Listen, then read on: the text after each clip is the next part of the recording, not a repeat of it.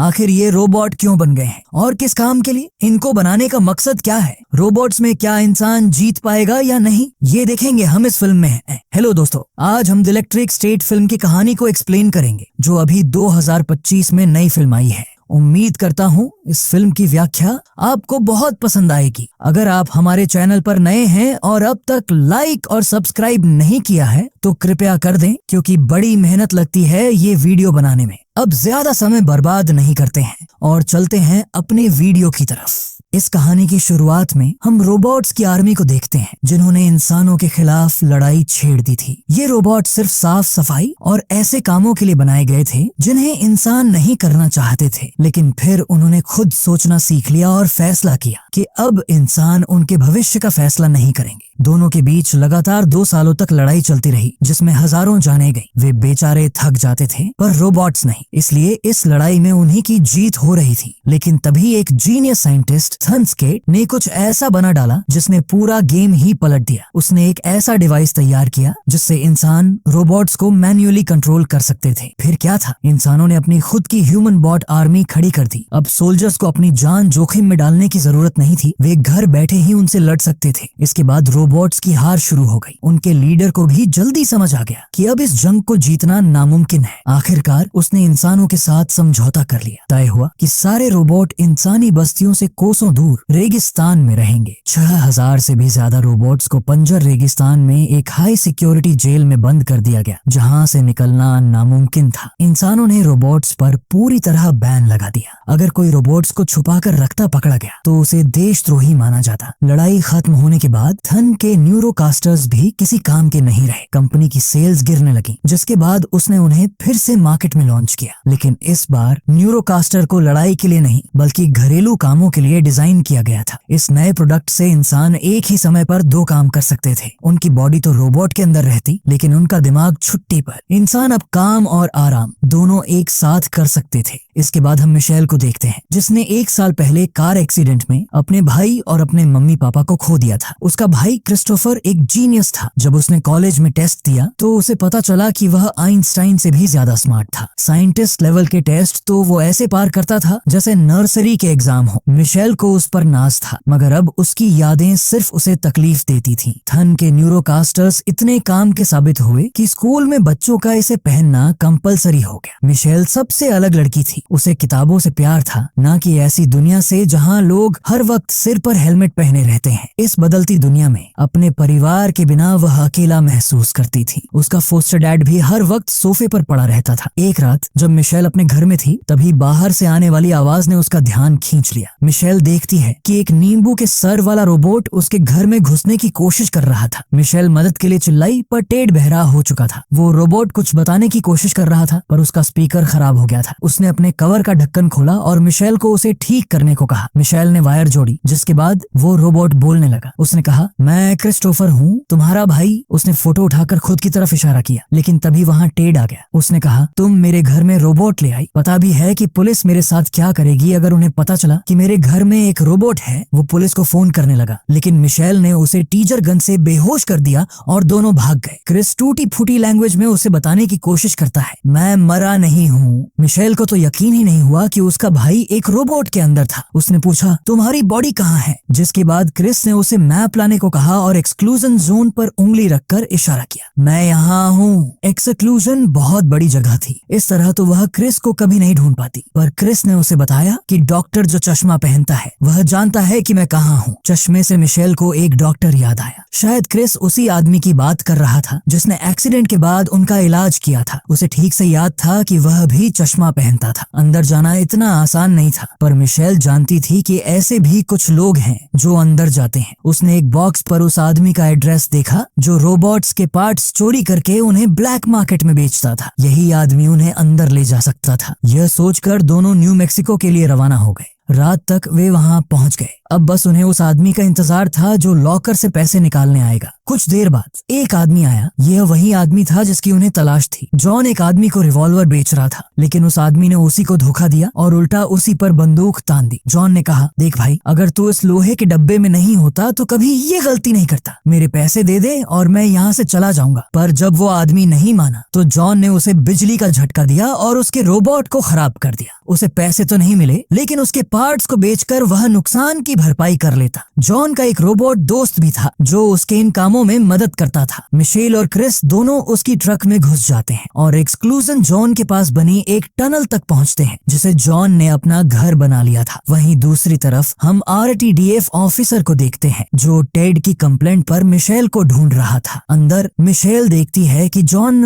और उसका रोबोट एक दूसरे के कुछ ज्यादा ही अच्छे दोस्त थे। वो आपस में लड़ते थे, हंसी मजाक करते थे और जॉन को देखकर लग रहा था कि उस रोबोट के अलावा उसका दुनिया में कोई नहीं था। क्रिस ने एक्सक्लूजन जोन के अंदर जाने वाली टनल देखी। वो मिशेल के साथ अंदर जा ही रहा था कि तभी वो गलती से अलार्म से टकरा गए, जिसने जॉन को अलर्ट कर दिया। उसने कहा, हाँ तुम सुनहरे बाल वाली लड़की, तुम छुप मत, मैंने तुम्हें देख लिया है। हरमन ने कहा, ये तो लड़की है, ये यहाँ क्या कर रही है? मिशेल कहती है, मैं जानती हूँ कि तुम अंदर जाकर पार्ट चोरी करते हो। डरो मत, मैं किसी को नहीं बताऊंगी, मुझे बस अंदर जाना है। तुम भूल जाना कि मैं कभी यहाँ आई थी। जॉन ने उसे समझाया, बच्चे वो कोई पिकनिक स्पॉट नहीं है, वहाँ हर चीज तुम्हारी जान लेने के लिए तैयार बैठी है। अंदर गई तो मारी जाओगी। दोनों बहस कर रहे थे, तभी वहाँ अफसर आ गया और उसने सरेंडर करने को कहा। उसने कहा, तुम समझौते का उल्लंघन कर रहे हो, रोबोट्स रखना इलीगल है, इन्हें मेरे हवाले कर दो वरना जिंदगी भर जेल में सड़ो। संगीत जॉन ने लड़ाई करते हुए अफसर को हरा दिया और वे एक्सक्लूजन जॉन की ओर भागने लगे, पर तभी मार्शल ने अटैक किया और उन्हें पकड़ लिया। वो क्रिस को मारने वाला था, पर मिशेल ने उसे जेसीबी से कुचल दिया। चारों किसी तरह अंदर तो आ गए, पर उनकी टनल टूट गई और बाहर जाने का रास्ता बंद हो गया। जॉन गुस्से में मिशेल पर चिल्लाने लगा, तुम्हें पता भी है कि तुमने क्या किया है? जरा देखो इस जगह को, अगले 10 साल तक भी चलते रहे तब भी दूसरी टनल तक नहीं पहुंच पाएंगे। वो बच्चों की तरह रोने लगा, पर हरमन ने उससे कहा, रो मत यार, एक न एक दिन तो हम पकड़े ही जाते। अब जब पकड़े ही गए हैं तो इस लड़की को फॉलो करते हैं, ये अंदर आ सकती है तो इसके पास बाहर निकलने का प्लान तो होगा ही ना। वहाँ उनका एक दूसरा गैराज भी था जिसमें जॉन चोरी का माल छुपा कर रखता था। उसके पास एक बड़ा मैकेनिकल रोबो भी था, पर दिक्कत यह थी कि उसमें सिर्फ एक आदमी के बैठने की जगह थी। हरमन उन्हें अकेला नहीं छोड़ना चाहता था, जिसके बाद उसने सभी को वैन में बैठाया और उसे कंधे पर उठाकर आगे बढ़ने लगा। जॉन कहता है, सही है, तुम्हारे पेरेंट्स मर गए, कम से कम उन्होंने तुम्हें निराश तो नहीं किया। मिशेल सोचने लगी कि यह आदमी किसी के माँ बाप के बारे में ऐसा सोच भी कैसे सकता है। उसने कहा, तुम शुरू से ही इतने घटिया थे या बाद में बने? जिस पर जॉन ने जवाब दिया, देखो यार, सब तुम्हें दुख देते हैं, मेरा फंडा सिंपल है, पैसे कमाओ और भागो। मिशेल ने पूछा, तुम तो सोल्जर थे ना, तुम्हें तो रोबोट को मारने के लिए ट्रेन किया गया था, तो तुम दोनों दोस्त कैसे बने? जॉन ने उसे बताया, लड़ाई के बीच में मुझे बहुत चोट लगी थी, सबने मुझे मारने के लिए घेर लिया था, मुझे लगा कि यह मेरा आखिरी दिन है, पर तभी यह कंस्ट्रक्शन रोबोट ने मुझे उठाया और वहाँ से दूर ले गया। जब लड़ाई खत्म हुई तो RTDF ने हमें ढूंढ लिया। मैंने उन्हें बताया कि यह बहुत अच्छा रोबोट है, इसे कुछ मत करना, लेकिन उन्होंने हमें मारने की कोशिश की। हरमन ने उस दिन भी मेरी जान बचाई और तब से हम दोनों भाग ही रहे। वहीं दूसरी ओर हम थन को देखते हैं जो अपनी माँ से बात कर रहा था, पर तभी एक ग्लिच आता है और पता चलता है कि यह तो उसकी माँ का डिजिटल वर्जन था। थन ने साइंटिस्ट से पूछा, बार बार यह एरर क्यों आ रहा है? मेरा अगला प्रोडक्ट परफेक्ट होना चाहिए, नहीं तो मेरी कंपनी बंद हो जाएगी। साइंटिस्ट बताते हैं, क्रिस्टोफर जा चुका है, मतलब उसके दिमाग का दूसरा हिस्सा कहीं और है, इसलिए हम सभी चीजों को एक साथ सिंक नहीं कर पा रहे हैं। पता चलता है कि थन के सारे प्रोडक्ट्स का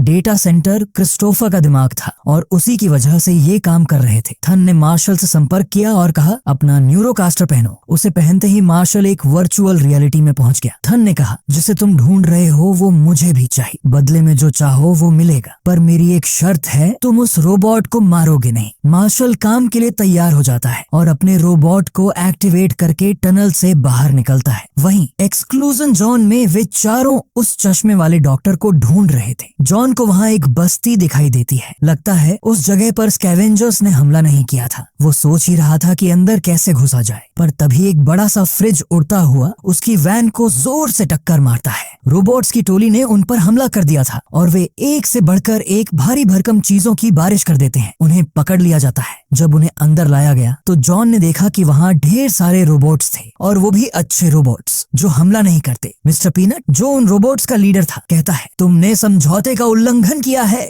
तुम्हारा यहाँ होना इंसानों को एक वजह देगा मेरी इस छोटी सी दुनिया को उजाड़ने का। ज्यादा से ज्यादा मैं तुम्हें 10 मील दूर रेगिस्तान में छोड़ सकता हूँ, वहाँ से तुम कहीं भी जाना, लेकिन यहाँ वापस मत आना। पर वो अपने भाई के बिना वहाँ से नहीं जाना चाहती थी। मिशेल ने कहा, हम एक डॉक्टर को ढूंढ रहे हैं, उसने मेरे भाई को किडनैप किया है। वो सोच में पड़ गया कि वो डॉक्टर भला बच्चे क्यों किडनैप करेगा, पर उसने बताया, हाँ, तुमसे पहले यहाँ एक डॉक्टर था, लेकिन मैंने उसे निकाल दिया। जॉन मिशेल को समझाता है, वो डॉक्टर अगर यहाँ नहीं है तो वो अब तक मर चुका होगा। यह जगह सही नहीं है, हमें यहाँ से जाना होगा। मिशेल ने सारी उम्मीदें खो दी थी, पर उसी रात एक रोबोट उसके पास आया और उसे एक लेटर देते हुए कहा, डॉक्टर क्लार्क ने जाने से पहले मुझे कहा था कि अगर क्रिस्टोफर नाम का यहाँ कोई आए तो यह उसे दे देना। उस लेटर में उसका एड्रेस था, लेकिन प्रॉब्लम यह थी कि वह स्कैब्स के इलाके में था। मिस्टर पीनट उनकी बातें सुन लेता है। वह कहता है, वह जगह खतरनाक है, वहाँ जाना ठीक नहीं। लेकिन मिशेल अपने भाई के बिना कहीं नहीं जाने वाली थी। उसकी जिद के सामने आखिर में उसे हार माननी पड़ी और उन्होंने फैसला किया कि वे एक साथ उस इलाके में जाएंगे। लेकिन उन्हें नहीं पता था कि मार्शल उनका पीछा कर रहा था। स्कैब्स के इलाके में पहुंचते ही उन्होंने उन पर अटैक कर दिया। मिशेल ने कहा, दरवाजा खोलो, लेकिन अंदर से कोई जवाब नहीं आया। धीरे धीरे वे और करीब आ रहे थे, पर तभी तेज म्यूजिक बजने लगा, जिससे बोझ डर कर भाग गए। वे सभी धड़ाम से नीचे गिरे, जहाँ डॉक्टर क्लार्क हथियार लिए उनका स्वागत कर रहा था। वह पूछता है, तुम लोग कौन हो? लेकिन तभी क्रिस ने उसे वह लेटर दिखाया और कहा, डॉक्टर, मैं क्रिस हूँ। मिशेल क्लार्क पर बहुत गुस्सा थी। उसने पूछा, तुमने मेरे भाई को कहाँ रखा है? डॉक्टर कुछ बताने को तैयार नहीं था, लेकिन जब जॉन ने उसे जोर का घूंसा मारा तो वे फटाफट सब उगलने लगा। उसने कहा, हमारे लोग मर रहे थे। थन ने न्यूरोकास्टर तो बना लिया, लेकिन उससे इतनी बड़ी आर्मी खड़ी करने के लिए उन्हें बेहिसाब कंप्यूटिंग पावर की जरूरत थी। इतना बड़ा और कॉम्प्लेक्स सिस्टम ना इंसान ने बनाया था और ना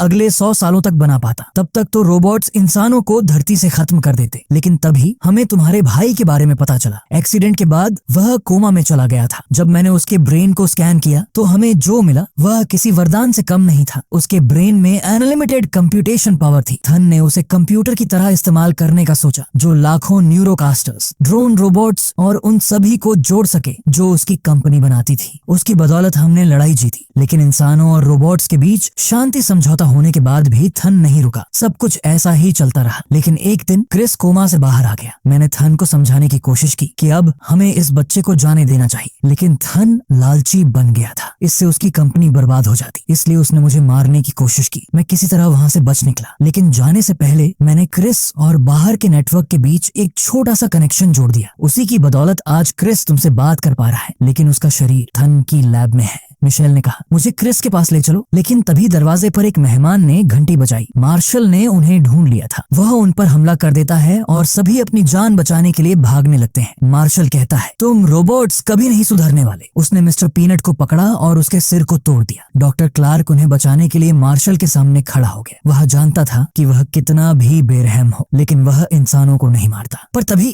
थन ने गोली चलाई और क्लार्क को मार डाला। अपने फायदे के लिए उसका इंसानों को मारना मार्शल को बिल्कुल पसंद नहीं आया। लेकिन थन ने कहा, जो कोई भी रूल्स तोड़ेगा उसका यही हाल होगा, फिर चाहे वह इंसान हो या रोबोट। उन्होंने क्रिस को पकड़ लिया और जिसने भी उसे बचाने की कोशिश की सब मारे गए। लेकिन तभी मार्शल का ज़मीर जाग गया। उसने इंसानों को बचाया और मिशेल से कहा, घर जाओ बेटी, अब तुम्हारा यहाँ कुछ नहीं बचा। क्रिस को एक्सक्लूजन जोन से बाहर लाया गया। थन उसे वापस पाकर बहुत खुश था। उसने जल्दी से क्रिस के ब्रेन और उसकी बॉडी को आपस में जोड़ दिया, जिससे न्यूरोकास्टर में आने वाली प्रॉब्लम्स अपने आप ठीक हो गई। मार्शल ने कहा, तुमने मुझे बताया नहीं कि इस रोबोट में एक इंसान है। तुमने जो किया वह गलत है। तुम हथियार हो। लेकिन थन ने कहा, क्या फर्क पड़ता है? अगर मैं ना होता तो ना जाने कितनी जाने जाती। वो जंग जो तुमने जीती, तुम्हारे सारे मेडल्स, वो तुमने नहीं जीते, वह मैंने जीते। और इस लड़के ने, यह हमारा भविष्य है और मैं इंसानों को शांत देखना चाहता हूँ। अब किसी को तो सैक्रिफाइस करना पड़ेगा। मार्शल का तजुर्बा कहता था कि इंसान की तकलीफ ही उसे इंसान बनाती है। उसने थन को भी यही समझाने की कोशिश की, लेकिन थन का फैसला अटल था। दूसरी दूसरी ओर मिशेल और जॉन लड़ाई की तैयारी कर रहे थे। उसने मिस्टर पीनट और उसके दोस्तों से मदद मांगी, लेकिन पीनट ने कहा, तुम क्या चाहती हो? हम हमेशा लड़ते रहे, जंग हमारा सपना नहीं था। उन्होंने पहले भी हमें हराया है, इस बार मैं अपने परिवार को नहीं खोना चाहता। मिशेल ने उन्हें समझाने की कोशिश की, ना रोबोट्स बुरे थे ना इंसान, अगर कोई बुरा था तो वह था थन। क्रिस के बिना वह कुछ नहीं है, हम मिलकर उसे रोक सकते हैं। उसकी बातें सुनकर मिस्टर पीनट के अंदर उम्मीद की किरण जागी। इसके बाद वे सभी एक साथ एक्सक्लूजन जोन से बाहर निकले और थन के हेडक्वार्टर पर हमला कर दिया। उनकी डिस्ट्रक्शन का फायदा उठाकर मिशेल अंदर घुस गई। थन की आर्मी ने जॉन और उसके दोस्तों पर अटैक कर दिया। इसके बाद उन्होंने मिलकर उन रोबोट्स को ऐसा पीटा कि थन को उन्हें रोकने के लिए और रोबोट्स भेजने पड़े। कुछ रोबोट्स हरमन से चिपक कर सुसाइड बम की तरह फट रहे थे। आर्मर कोट नुकसान पहुंचा, वह टूट कर छोटा होता गया, लेकिन फिर भी उसने हिम्मत नहीं हारी और लड़ता रहा। वहीं दूसरी तरफ थन भी मैदान में उतर गया और एक एक करके सबको मारने लगा। मिशेल ने देखा कि उसके भाई को लाइफ सपोर्ट पर जिंदा रखा गया था। उसने उससे बात करने की कोशिश की, लेकिन उसे सिर्फ न्यूरोकास्टर से ही कांटेक्ट किया जा सकता था। मिस्टर पीनट और मार्शल आमने सामने आए, लेकिन इस बार मार्शल ने हमला नहीं किया। वह कहता है, आज मैं एक ऐसे इंसान से मिला जिसके अंदर रोबोट से भी कम इंसानियत थी। मार्शल अब इस फिजूल लड़ाई का हिस्सा नहीं बनना चाहता था, इसलिए उसने खुद को डिस्कनेक्ट कर दिया। मिशेल ने जब खुद को क्रिस के ब्रेन से जोड़ा तो वह सीधा उस घर में पहुंची जहां उन्होंने अपना बचपन बिताया था। उसने क्रिस को यहाँ से चलने को कहा, लेकिन क्रिस ने कहा, तुमने देखा है मेरा शरीर, वह इतना कमजोर है कि मैं नहीं बच पाऊंगा। यह सेंटर मुझे जिंदा रखता है, इसके बिना मैं खत्म हो जाऊंगा। वह कहता है, मैंने वह हर चीज देखी है जो पिछले 2 सालों में हुई। मेरी वजह से मासूम लोग मारे गए, लोगों के परिवार उजड़ गए। वह जानता था कि यह जगह उसे और 100 साल तक जिंदा रख सकती है, लेकिन अगर वह जिंदा रहा तो इंसानियत खत्म हो जाएगी। मेरा मरना ही सही होगा और यह काम तुम्हें करना होगा, उसने मिशेल से कहा। वहीं दूसरी ओर हरमन को बहुत चोट आई थी। वह पूछता है, तू अब तक जिंदा कैसे है मेरे भाई? जॉन कहता है, जिंदा कैसे हूँ मैं? तुम्हारी वजह से जिंदा हूँ कमीने। हरमन स्विच ऑफ होने से पहले कहता है, बस यही बात कभी मत भूलना। मिशेल को आवाज आती है, जल्दी करो मिशेल, हमारे पास टाइम बहुत कम है। इसके बाद मिशेल क्रिस को गुड बाय कहती है और अपना न्यूरोकास्टर उतार देती है। उसने दिल पर पत्थर रखकर क्रिस का लाइफ सपोर्ट सिस्टम बंद कर दिया। उसके जाते ही सब खत्म हो जाता है। हरमन कहता है, अरे ये कब कहा मैंने कहा था इस 8 इंच की मॉडल में आने के लिए मुझे स्विच ऑफ होना होगा। अब तुम ही इमोशनल होकर सब सच उगल रहे थे, तो इसमें मेरी क्या गलती? क्रिस के जाने के बाद दुनिया भर में खलबली मच गई। सारी फ्लाइट्स कैंसिल हो गई, स्टॉक मार्केट क्रैश कर गया, सड़कों पर इतना भयानक ट्रैफिक लग गया कि सब कुछ रुक गया। मिस्टर पीनट चाहता तो अपने साथ हुए अत्याचारों का बदला ले सकता था, लेकिन उसने ऐसा नहीं किया। उसने थन को पुलिस के हवाले कर दिया। जैसे ही उसके एक्सपेरिमेंट्स की वीडियोस वायरल हुई, थन को हर चीज के लिए दोषी करार दिया गया। यहाँ तक कि रोबोट्स के साथ लड़ाई में भी उसी का हाथ था। पूरी